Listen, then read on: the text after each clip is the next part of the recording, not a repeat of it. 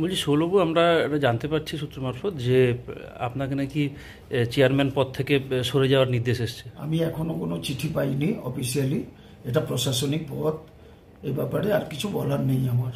আমি এখনো পর্যন্ত এই মুহূর্তে পর্যন্ত কোনো চিঠি আমি পাইনি। যদি আসে তাহলে কি সরবেন? যখন আসবে তখন তার চিঠি আগে পড়ে দেখি, তখন আমি ভেবে দেখব। নিশ্চয়ই দলের অনুগত সৈনিক আমি।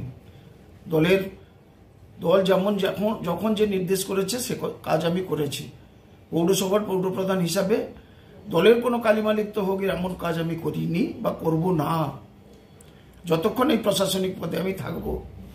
আচ্ছা, এটা কি মনে হচ্ছে যে গত কয়েকদিন আগে শিশিরবাবুকে প্রণাম বা তাকে শ্রদ্ধা জানাতে গিয়ে তার কোপে পড়লেন? এটা দেখুন, অভিভাবককে কাউকে যদি প্রণাম করতে হয়, আর শিশিরবাবু ওখানে গেছে আমি জানি না, সেখানে প্রণাম করতে গিয়ে যদি আমার দলের ভাবমূর্তি নষ্ট হয়ে থাকে তার জন্য আমি ক্ষমা প্রার্থী।